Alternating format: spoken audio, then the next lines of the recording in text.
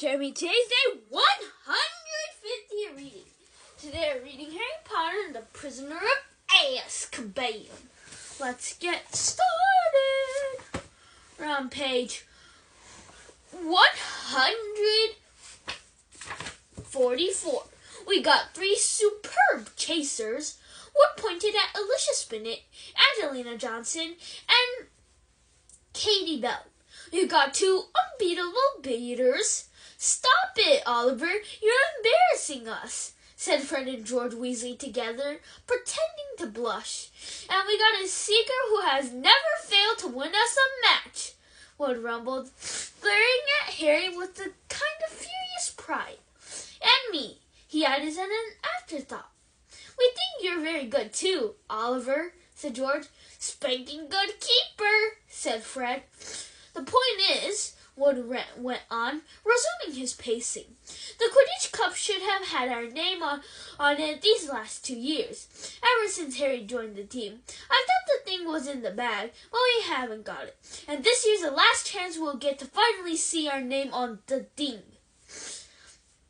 Wood spoke so dejectedly that even Fred and George looked sympathetic. Oliver, this year's our year, said Fred. We'll do it, Oliver, said Angelina. Definitely, said Harry. Full of determination, the team started training sessions, 3 evenings a week. The weather was getting colder and wetter, the nights darker, but no amount of mud, wind, or rain could tarnish Harry's wonderful vision of finally winning the huge silver Quidditch Cup. Harry returned to the Gryffindor common room one evening after training, cold and stiff but pleased with the way practice had gone, to find the room buzzing excitedly. What happened? He asked Ron and Hermione, who were sitting in 2 of the best chairs by the fireside and completing some star charts for astronomy. First Hogsmeade weekend, said Ron, pointing at a notice that had appeared on the battered old bulletin board. End of October. Halloween.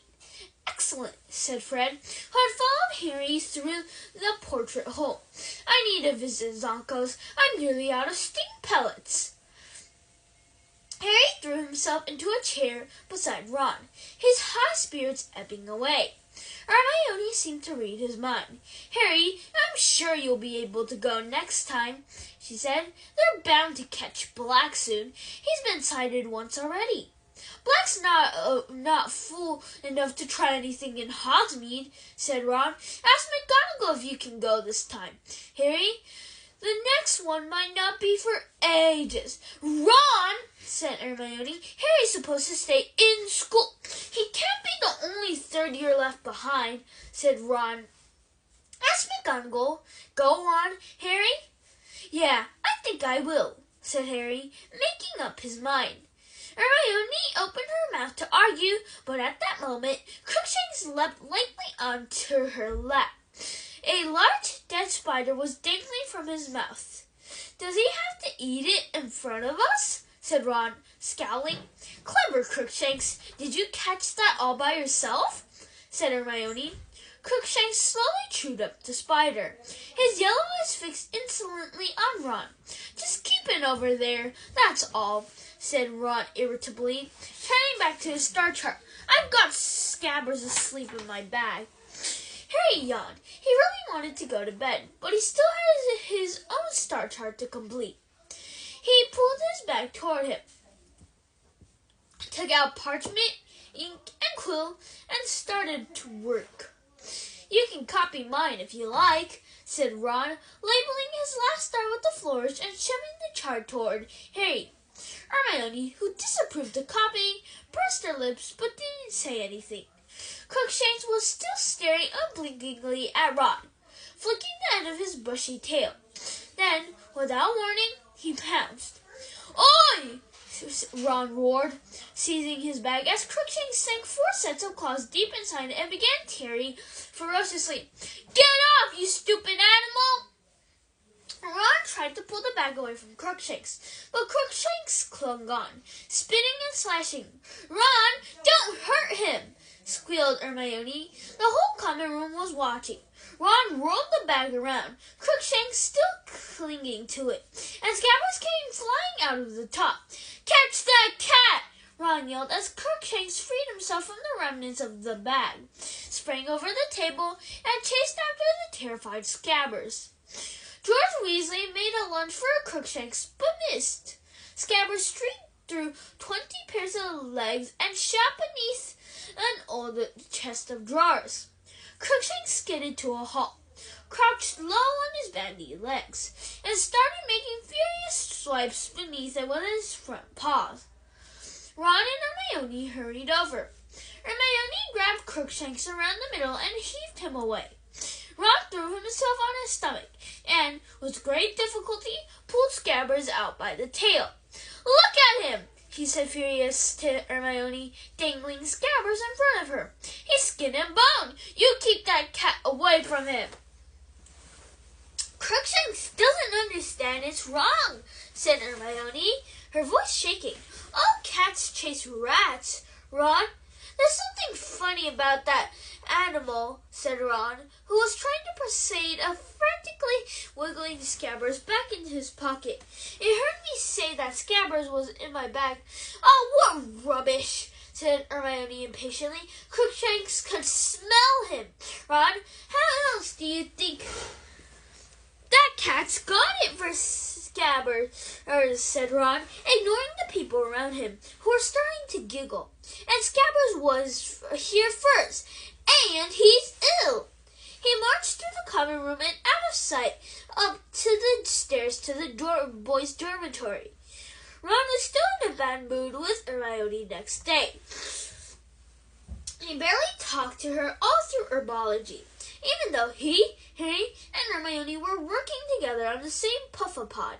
"How's Scabbers?" Hermione asked timidly as they stripped fat pink paws from the plant and emptied the shining beans into a wooden pail. "He's hiding at the bottom of my bed, shaking," said Ron angrily, missing the pail and scattering beans over the greenhouse floor. "Careful, Weasley, careful!" cried Professor Sprout as the beans burst into bloom before their very eyes. They had Transfiguration next. Harry had resolved to ask Professor McGonagall after the lesson whether he could go into Hogsmeade with the rest, join the line outside the class, trying to decide how he was going to argue his case. He was, however, distracted, by a disturbance at the front of the line. Lavender Brown seemed to be crying. Parvati had her arm around her and was explaining something to Seamus Finnegan and Dean Thomas, who were looking very serious. "What's the matter, Lavender?" said Hermione anxiously as she, Harry, and Ron went to join the group. "She's got a letter from home this morning," Parvati whispered. "It's her rabbit, Binky. He's been killed by a fox." "Oh," said Hermione. "I'm sorry, Lavender." "I should have known," said Lavender tragically. "You know what day it is? The 16th of October. Thing you're dreading. It will happen on the 16th of October. Remember? She was right. She was right." The whole class was gathered around Lavender now. Seamus shook his head seriously.